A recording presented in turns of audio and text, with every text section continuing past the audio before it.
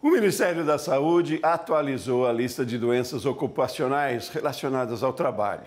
Foram incluídas 165 patologias apontadas como responsáveis por danos à integridade física e mental do trabalhador. Entre elas, síndrome de burnout. Qual a importância dessa decisão? Sobre o assunto, vamos conversar com o médico Roberto Ayumer, PhD pela Rennes School of Business e consultor em desenvolvimento humano. Bom dia, doutor, tudo bem? Bom dia, Sebastião, como vai? Uma honra estar com você. Ótimo, obrigado por aceitar nosso convite, conversar sobre esse tema tão importante. E de forma geral, doutor, antes da gente entrar na questão mais do ponto de vista do empregador, mas de forma geral, quanto é importante a inclusão do burnout também na lista de doenças ocupacionais pelo Ministério da Saúde? O primeiro paciente que eu atendi com burnout foi em 91. Era um quadro que parecia um esgotamento, parecia um cansaço, mas depois de um tempo eu vi que não tinha como esse quadro ser caracterizado como uma doença. Esse paciente ele era de uma empresa multinacional e trouxe para mim um paper, um estudo. Esse estudo me ajudou a entender que era uma nova doença chegando que não estava ligado só ao indivíduo, mas sim à forma como que ele trabalha.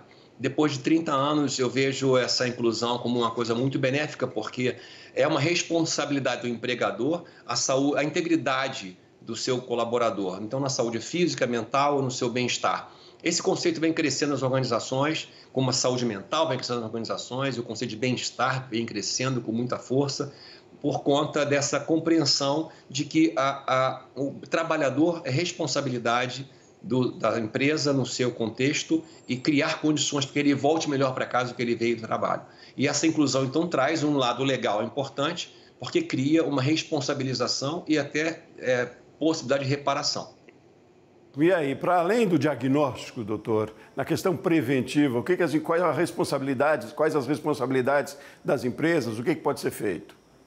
A definição do burnout no Código Internacional de Doenças, no volume 11, ela é causada pelo estresse crônico que não foi devidamente gerenciado. Então, o que é o estresse crônico? É uma condição que eu não consigo vencer, é uma condição de trabalho que eu não consigo dar conta.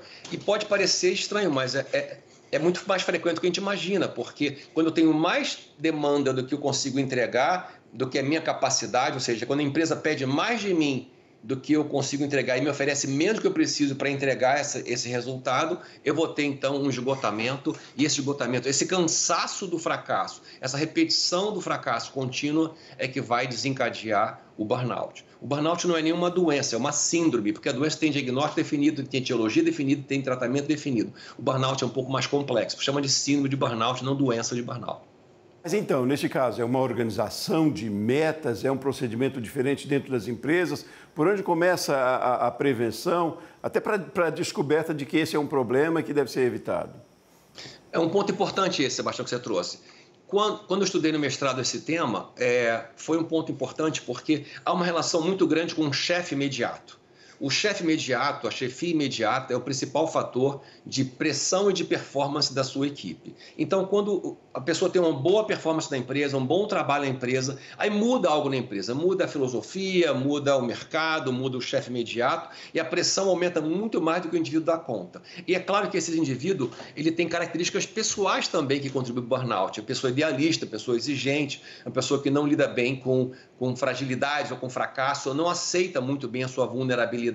Então, nesse caso, também tem uma parte do indivíduo que contribui para que o quadro se manifeste. Mas, ainda assim, a responsabilidade é da empresa. O ponto é, a empresa, quando aumenta uma demanda sem aumentar as condições para atender essa demanda, ela está criando um contexto que vai chegar no burnout. E, às vezes, é um pouco estranho ver a empresa fazendo telemedicina, telepsicologia, encontros com bolinha, com palestra sobre saúde mental, mas o dia a dia está ali o pau quebrando, a cobrança altíssima, a ameaça de demissão. Em alguns lugares, especialmente, a ameaça de demissão é a principal ameaça que você encontra num contexto social. Para algumas cidades, para algumas localidades, a demissão daquela empresa representa perder o plano de saúde, perder o ticket de alimentação, a escola do filho. Então, a ameaça de demissão é um fator que gera um grande impacto no comportamento do colaborador. É uma visão mais humanizada, você diria, doutor? É um ponto mais de atenção a cada colaborador, mesmo assim, numa grande corporação, isso é possível? Quando começou o programa de qualidade, depois de 20 anos depois de meio ambiente, pareciam coisas utópicas, pareciam coisas assim, não, qualidade o quê? O negócio é produzir. Que meio ambiente? O negócio é produzir. E hoje meio ambiente, qualidade, segurança são pontos inquestionáveis do ambiente organizacional. A próxima fronteira que nós temos nas organizações é o bem-estar. E o bem-estar é mais do que só saúde mental, é uma percepção de que eu pertenço a uma organização que eu admiro, que eu respeito e que me respeita e que me admira também. Então, uma reciprocidade, que é o chamado contrato psicológico.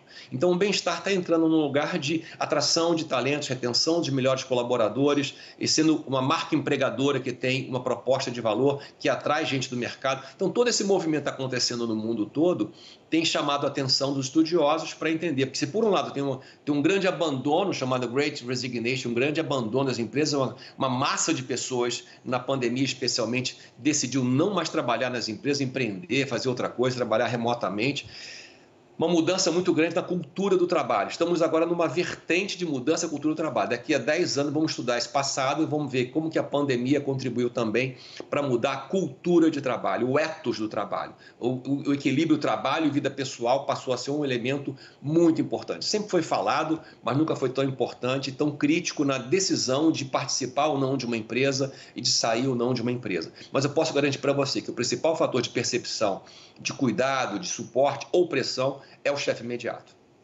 Professor Roberto Yumer, doutor, nós precisamos e vamos conversar muito mais sobre esse tema numa outra oportunidade. Mas por hoje, muito obrigado pela sua participação aqui com a gente no jornal, pelos seus esclarecimentos. Ao seu dispor.